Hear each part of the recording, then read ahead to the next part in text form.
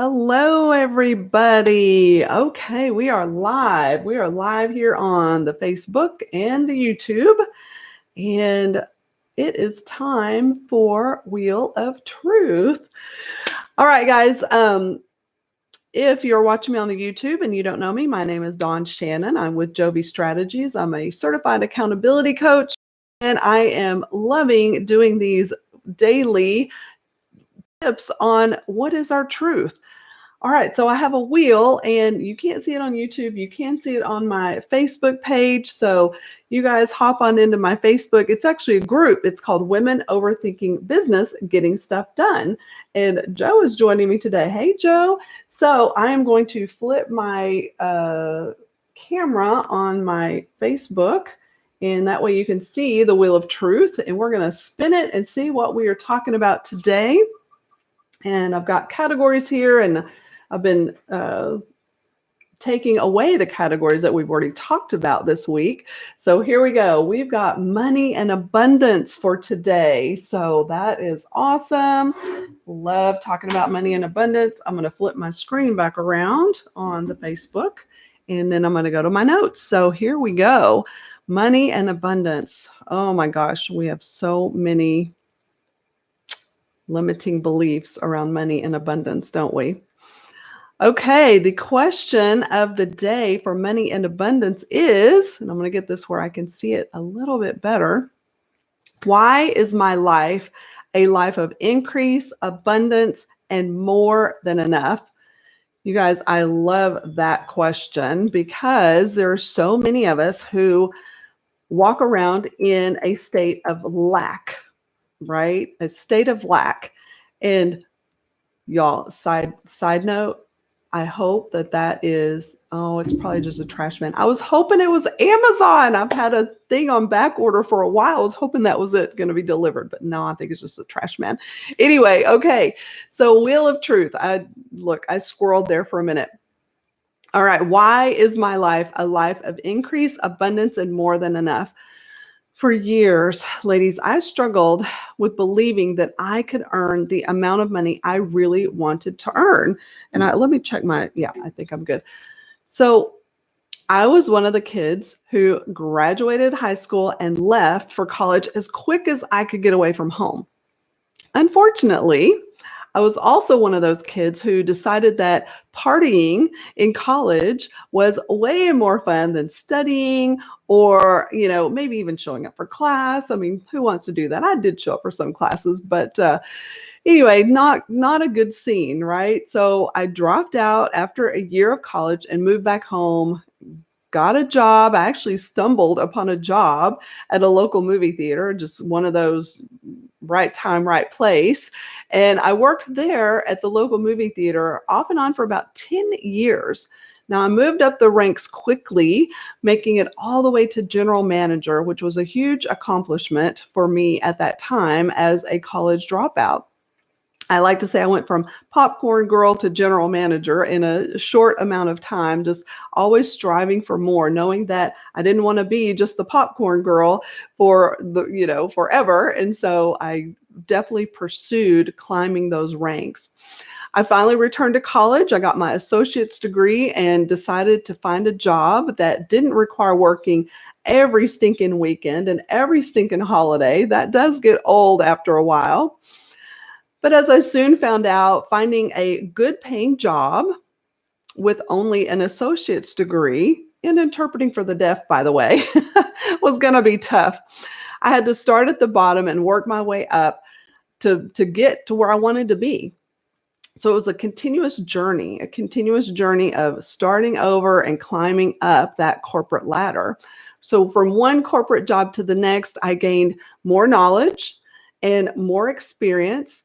And I finally found my way into an architectural field, and I was the office manager, learning about marketing that I'd never learned before, learning about architecture the way I never did before, learning about managing people and processes and projects that just really intrigued me. And I loved working there. The people became like my family. But even though I loved it there, I still knew there would always be a limit to how much money I could make. right? You've heard of that glass ceiling. Well, it's true. There is a glass ceiling. And in the corporate world, there is just a limit on how much you're going to make, right? The boss, the company, whoever, they determine what you can make. So, let me just say, there have been many pivotal moments in my life, and something happened while I was there after almost 15 years of being there. But I did have a pivotal moment in my life, and I did finally decide to take the leap of faith into becoming an entrepreneur. I knew for a long time, I always had that something in me that I said, you know what, I'm meant for more. I don't know exactly what that is right now, but this is not where I'm supposed to be, right? I love it. It's easy. These people are my family. But this is not where I'm supposed to be. So I took a leap of faith. Now, talk about a crazy journey that I had just embarked on. Man, I was definitely in for a wild ride. That entrepreneurial journey is definitely crazy. And even though I knew jumping into the entrepreneurial world would be the best way for me to make the amount of money I wanted to make, believing I had what it took to really make that kind of money was still hard for me to grasp. I still struggled, wondering if what I had to offer was good enough, right, to put on the market or at a certain price and ask a certain price. I wondered if I could handle the amount of money I wanted to make as a business owner. I wondered if I was worthy of having abundance. I doubted myself. I still doubted myself until last year when I started working on mindset. Okay. I was introduced to a process called Aroma Freedom Technique, AFT for short, and I did a few sessions. Now, this process takes you to a place where you begin to unlock certain beliefs that haven't been serving you well, right? For years, we hold on to these beliefs. And this process started to dismantle those beliefs so that I could start seeing my truth. Friends, let me tell you, you are good enough to earn as much money as you can imagine and even more. I hear people all the time talk about where they are today versus where they were 5 or 10 years ago. They could have never imagined it. They could have never imagined it, right? You are worthy. You are capable. You can do the things that your mind doesn't even allow you to believe right now. You can earn the money that you need. First of all, let's just talk about basic needs, right? You have the capability to earn that as an entrepreneur. You have the capability to earn that at a job, right? But if you've got a hunger, if you've got a desire for more, it's about changing your mindset to believing that you are capable, you are worthy, it's possible, all right? You are worthy of living an abundant lifestyle. You are allowed to have more than enough. The key is you have to believe it. All right. When you break through those mental blocks and start shifting your thinking to believing you are worthy, believing you are capable, believing you have something that people will gladly pay you for, right? They'll gladly pay you top dollar for. Then you can start receiving the increase and the abundance that you deserve, that you seek. And it is not bad to want money, okay? It's often misquoted, the love of money is the root of all evil. That's not true. Or it says money is the root of all evil. That's not true. The love of money, right? It's not bad to want money.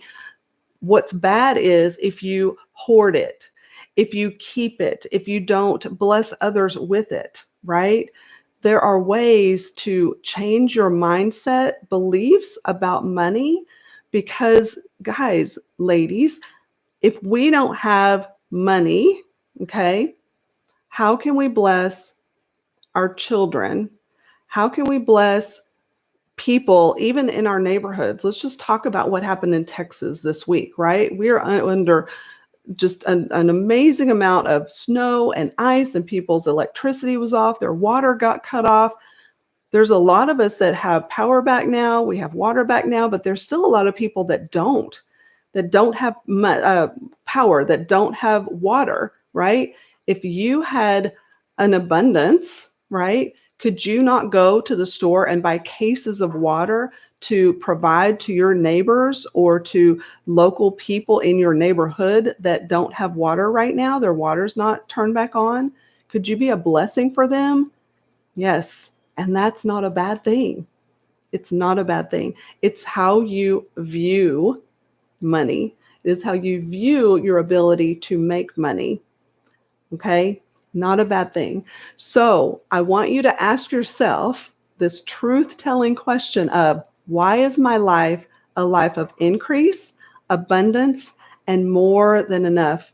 And start looking around at the things that you do have and seeing that everything you have is out of abundance, right? There's no more lack. There's no more lack. Just look around and be thankful for everything that you have that is in abundance already, and then welcome more abundance into your life. All right.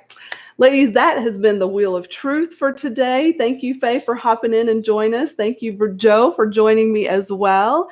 And I hope to see you again here tomorrow, same time, 2 p.m. in the Facebook group or on YouTube, which is Jovi Strategies. If you have not gone over to my YouTube channel, hit the subscribe and the bell and all of those things, and you will get notified for sure when these pop up live every day. But I love seeing you guys. I love bringing you this moment of truth, because there's so many lies we tell ourselves, and it's time for us to realize what is the truth. So if you know someone who could benefit from this, please share this with them. Let them see that, we're doing some great things in here, and there's nothing to be afraid of. We just need to know what's true and what's not. So, all right, ladies, I will see you tomorrow. Have a fantastic day. Bye.